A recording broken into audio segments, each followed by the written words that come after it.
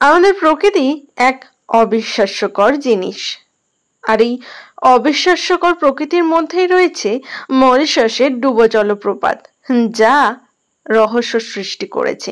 প্রথম দেখাতে মনে হবে এটি জলপ্রপাত, কিন্তু বাস্তবে তা একেবারেই নয়। কেন নয়, এই নিয়েই আজকে আমাদের ভিডিও। নমস্কার, আমি বিথিকা। আপনারা আছেন গল্পে বিথিকা ইউটিউব চ্যানেলের সাথে। আশা করছি আপনারা আমার ভিডিওতে একটা করে লাইক করে দিয়েছেন। আজকে আমি আমার ভিডিওতে মরিশাসের ডুবো জলপ্রপাত সম্পর্কে বিশেষ কিছু তথ্য আপনাদের সামনে তুলে ধরার চেষ্টা করব। আফ্রিকা মহাদেশের দক্ষিণ পূর্ব উপকূলে ভারত মহাসাগরের বুকে অবস্থিত ছোট্ট দ্বীপ দেশ মরিশাস। সবুজে ঘেরা এই দ্বীপটি পরিপূর্ণ সৌন্দর্যে ভরপুর। চারপাশে নীল জলরাশি ঘিরে রেখেছে এই দ্বীপটিকে, আর এই জলের নিচেই লুকিয়ে রয়েছে এক রহস্যময় দৃশ্য। সেটি হলো ডুবো জলপ্রপাত। উপগ্রহ থেকে অথবা হেলিকপ্টারে চড়া অবস্থায় এই দৃশ্যটি অত্যন্ত স্পষ্টভাবে বোঝা যায়। দেখা যায় সমুদ্রের নিচে যেন জলধারা হু হু করে পতিত হচ্ছে, যেমনটা পাহাড়ের ঝর্ণা বয়ে চলে। কিন্তু বাস্তবিক অর্থে এটি একটি দৃষ্টিভ্রম। এই বিভ্রান্তটি মূলত সৃষ্টি করেছে মরিশাস দ্বীপের দক্ষিণ পশ্চিম উপকূলে, যেখানে সমুদ্রের তলদেশে আচমকা গভীর হয়ে গেছে।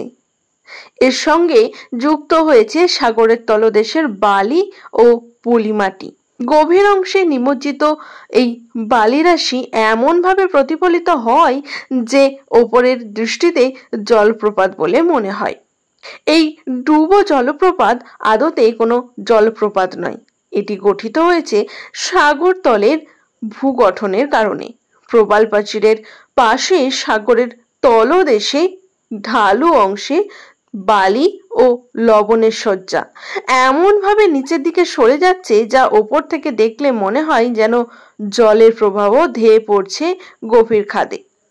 এই গঠন প্রক্রিয়ার অন্যতম কারণ হলো স্রোতের পরিবর্তন, সাগর তলের ঢাল ও লবণাক্ত বালির নড়াচড়া।